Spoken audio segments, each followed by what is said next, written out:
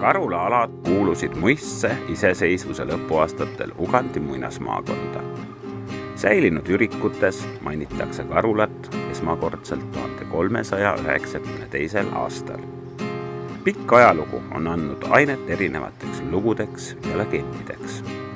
Käesolev film viibki sind läbi lugude ja legendide kaunist Karula kanti avastama.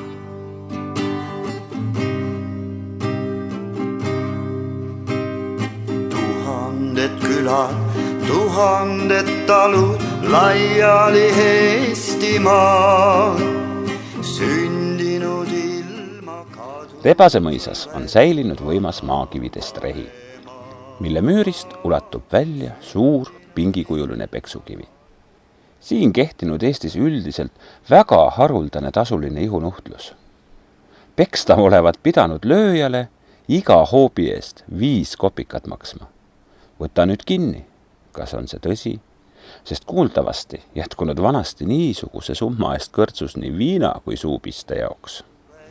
Vana vanema, sündinud ilma kadunud põlved, vana vanema, Eestimaa. Karula Maarja kirikud on ajalooallikates nimetatud vanimaks kirikuks Eltest ja Aftemlande. Ja mis sellega öelda tahetakse, on see, et ta on püsinud siin mäletamata aegadest peale.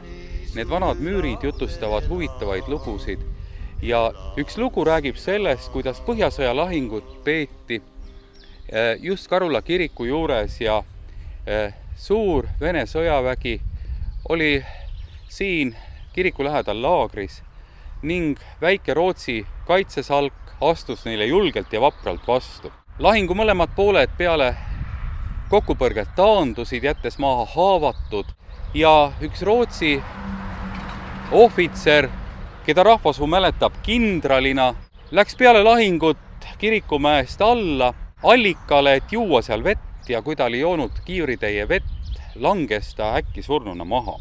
Inimesed tõid selle kindrali surnukeha ja matsid selle Karula kiriku müüride juurde.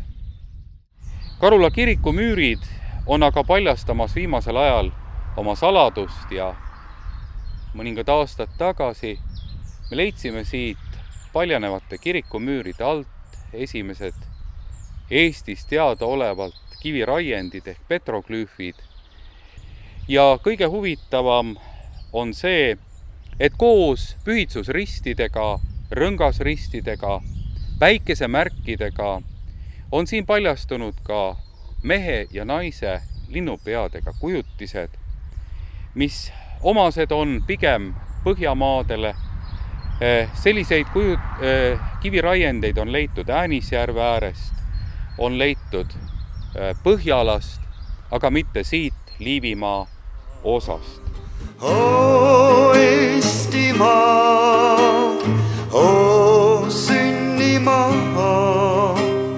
kuni su küla veel elab, elad sina ka, kuni su küla veel elab. Oleme jõudnud Anumäe juurde ja Lüllemäe külaelanik Mare Kotkas teab sellest mäe nimesaamist loost rääkida järgmist legendi. Et seal oli need mõisnikud ja üks tüdruk oli enne pulmi käima peale saanud ja seda oli peetud vanasti siis suureks patuks ja siis ta oli sinna mäe peale kaevatud maa, siis see pea jäeti välja ja siis oli adraga küntud tal pea otsast ja pärast seda oli talle sellele mäele pandudki nimeks Anumägi. Eestimaa, sünnimaa, kuni su küla veel elab, elad sina ka. Karula mõis eraldati Sangaste mõisa lõunapoolsetest maadest 1741. aastal. Algselt kuulus mõis von Delviigidele ning hiljem von Brügenitele. 1838. aastal omandasid mõisa von Grotted, kelle valdusesse jäi ta kuni 1919. aasta võõrandamiseni. Karula mõisasüda oli ümbruskonna üks esinduslikumaid. Väheldase künka otsas paiknenud kahekorruseline peahoone oli ehitatud arvatavasti 18. sajandi lõpul. Kuigi 19. ja 20. sajandil oli teda mitu korda ümber ehitatud.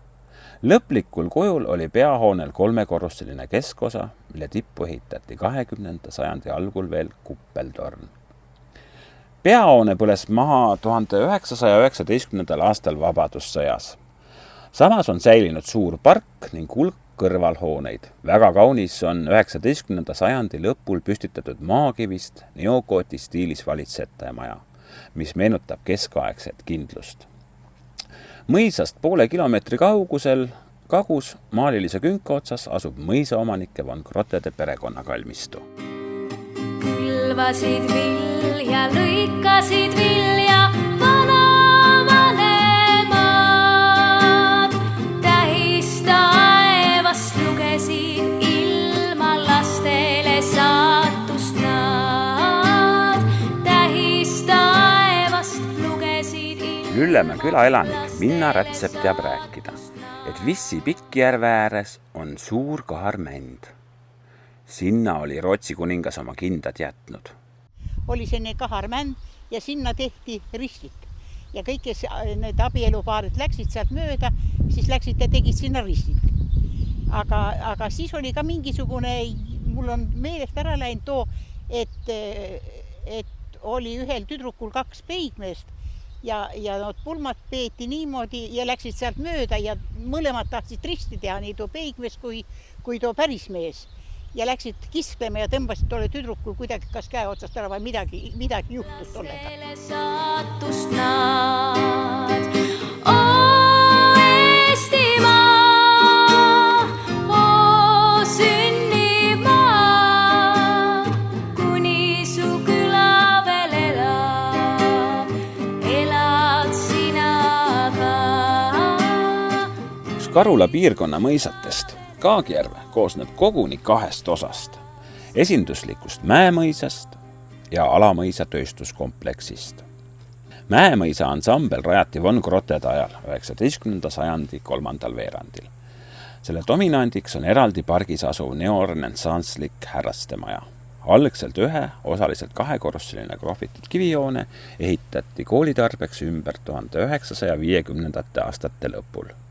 Suhteliselt väikeses vabakujunduslikus ja liigirohkes pargis vahelduvad puudegrupid ning muruväljakud. Siin kasvavatest puuliikide hulgast, mida on umbes 90 eri liiki, leidub mitmeid haruldusi, nagu näiteks Hiina papli püramiidvorm, Mansuuria pähklipuu, roheline saar, Amuri korgipuu, Tatari vaher ja Pensilvaania toomingas. Lastele saatust nad.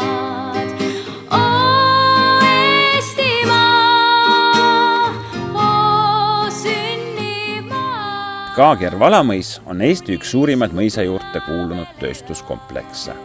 Algselt püstitatud vai ehitisena, sest siin oli väga allikaline pinnas. Hiljem ehitati paksude tellisseindega 3-korruseline maakivi soklil hoone. 1861. aastal sai see valmis. Hoones asusid õlle- ja villavabrik ning Meieri, hiljem ka Veski. Meieri ruumid ehitati ulatuslikult ümber pärast 1914. aasta tulekahju. Vabriku ümber koondunud ametnike maja, mehaanikatöökoda, kuivati, saeveski ehitati 20. sajandi alul. Põlised juured kodust lahkusid nad. Oo Eestimaa, oo sünnimaa, kuni su... Oleme jõudnud Rautina järve äärte. Siin sellest järvest eemal umbes 200 meetrit kerkib Niklusemägi, mis on kaetud metsaga. Rahvasuu teab rääkida, et ennem asunud Nikluse mäe otsas kirik. Kirik olevat olnud ilus ja kiriku õuest olevat olnud terve vald näha.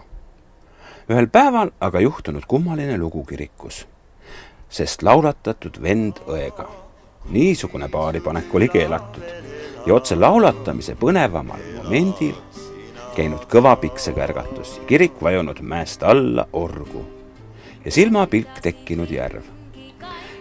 järv matnud enda alla kiriku ja nii tekkiski praegune Rautina järv. Jaaniöösiti kell 12 võib järvepõhjast kuulda kirikukellade helinat. Samuti pidi selge päikesepaistelise ilmaga paadiga sõites järvepõhjast olema näha kirikukupli helendust.